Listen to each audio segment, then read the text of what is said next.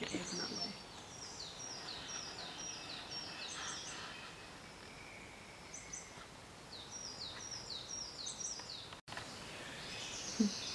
Okay. So, for this project I have been mainly working on my personal concepts around identity and what that means to me. So for the past couple of weeks I've been umming and ahhing about where to go in terms of topic. Like, there's so many things I could speak about. I could talk about my autism, I could talk about being Nicaraguan, I could talk about being female, and a multitude of things. But I've decided to explore the Nicaraguan side of my identity, I guess. And the thing is with that is that it's kind of difficult to pinpoint. My dad's from Nicaragua, and he's from the Caribbean coast of Nicaragua, specifically from a place called Puerto Cabezas, or Billerby is its Mosquito name. Mosquito is the Mosquito people are one of the many sort of racial groups of Nicaragua. Others include Creole, Garifuna, Ramas. These people have had quite a bit of difficulty being who they are in Nicaragua. So Nicaragua is in Central America, and it was one of the places that had been affected by Christopher Columbus arriving and colonising. That, in effect, has skewed the natives' idea on their own identity. They were German people who came to preach about the Moravian Church and therefore changed the indigenous people's lives forever, resulting in the loss of their own culture in Nicaragua. The Mosquito people were one of the groups that were affected, and now there is definitely a sort of hierarchy of race, skin colour. The whiter you are, the higher up you are, let's say, in Nicaragua. Although I believe that has started to change in the past 6 years. My partner and I have been there twice with my family. The people there have suffered in the same way that most American indigenous people have, because of their loss of their own culture and the forcing of others' cultures on them. My dad does have a, I think, slightly tinted view on his own identity as a Nicaraguan, as many people do in Nicaragua. I had a DNA test done a year ago, mainly because we wanted to find out more about my dad's past, and like, not his past but his ancestors' past and where they had come from, because Nicaragua is such a melting pot of ethnicities, and we couldn't quite pinpoint where dad was placed in all of that. And then we found out that we had African ancestors. I say we, my sister and I and my dad, and a multitude of other ethnicities involved in that as well. Like, I'm not really sure if I'm saying this right, but Ashkenazi Jewish, Native American, Nicaraguan specifically, so that would have been the Mosquito, indigenous Mosquito. I think there's a little bit of Asian, there's definitely British and Irish from my mum, and can't think of anything. Can you think of any other ones that show up? German, French, and yeah. So, when I asked Dad about this, like asked Dad, you know, was he mosquito in blood?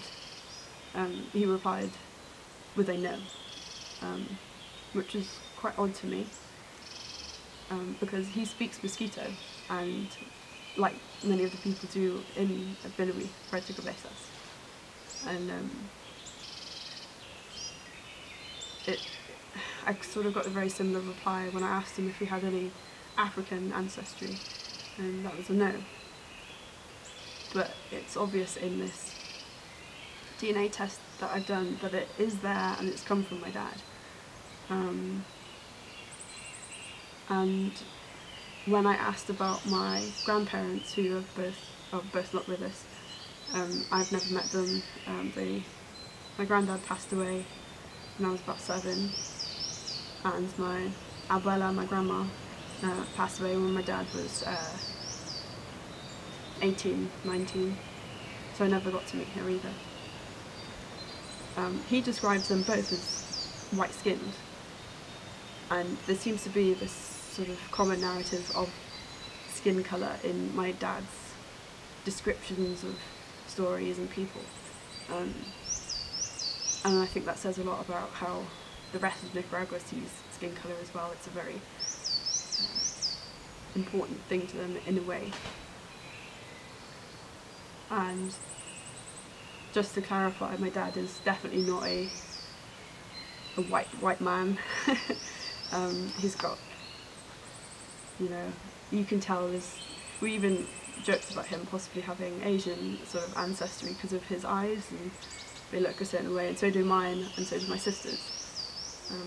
The thing is that I want to know more, but because of my dad's tinted glasses on the subject, it's sort of hard to get a clear idea of what my bloodline looks like, especially with my abuela gone, and my dad doesn't know much about her past at all. We think that she moved from somewhere, I can't remember where. We don't know about her family, her parents. My granddad, however, has a bit more of a background to him that we know of. His dad was an owner of a lumber company, but he moved and left my dad alone with his siblings, and moved on and had children in Mexico, leaving my dad with 12 other siblings, I think it is, to look after. Dad didn't have many people to look to. Wasn't sure about his background. He grew up in an area that essentially only had Moravian schools and universities, and they were like seen as the highest of the education because the Moravian church had made it that way. They were postcards that I found by a lady who I'll talk about in another video perhaps. She has been researching the past of Nicaragua before the Moravian church, or as much as she can find, or when they arrived at least. And these people were described as heathens in these postcards. Like, my people were described as heathens simply because they wore clothes made from nature and the things around them, and that's what was important for them, was to make these things. And then the Moravian church imposed other things on their culture again, and changed things. I think that must have happened before my dad was born, because I spoke to my dad about the cloth that they used to make the clothing out of. Can't quite remember the name, but it's made from rubber tree. So they take apart the rubber tree's bark, and it's this slimy stuff, and then they dry it out and go through all these processes to make the clothing. Now, I don't know if this is, excuse me, I think it's still made in the country, but not to be worn anymore, like it used to. Anyway, I asked my dad about this and he had no idea what I was speaking about. So, looking from the photos that had only been taken about 40 years prior, 30 years prior I think, to my dad's birth, things that must have changed really, really quickly. You know, you had these pictures of people wearing clothing made from the environment around them to people who were wearing clothing that had been brought from overseas. So, the point is that I'm documenting my findings on the natives,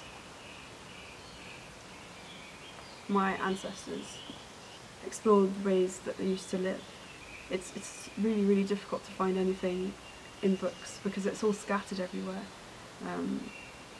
Like the history of the Nicaraguans is nowhere to be found because of the droves of people that came there and almost like cleared out the history, and then, you know, the children get taught about the history of Europe and not about Central America, which describes or explains, should I say, my dad's sort of interest in Christopher Columbus. When I spoke to him, it was almost like he saw Christopher Columbus on a pedestal, and he also described that he arrived at Nicaragua, which is unusual because I don't think he did, as far as my history goes. He didn't arrive on Nicaraguan ground, but that's what they were taught in the schools, I think. And that's what my dad has recalled. And he talked about one of his cousins who was Polish. Whenever I ask him about his relatives, that was the most common story I've heard about, is his cousin that was Polish who passed away, died in a helicopter crash. But the way he describes him is blue-eyed and blonde hair and white-skinned. And again, it's sort of like holding him up on a pedestal because of the way he looked, being a white man. And I think, why is my dad trying to prove that he is white? And it's a little sad, but again, I've got to understand that in that country, that's what was being pushed. Almost like a self-hatred or self-racism, or even just like eradication of identity there. So I guess what I'm trying to say is that I'm trying to find my own identity in this. Because I've never really known, I've always struggled with myself. Since starting this work piece, I think I've started to gather together pieces and be proud about who I am, and try and figure out where I belong in all of this. I'm sort of the bridge point between this Welshness and this Nicaraguanness in a weird way.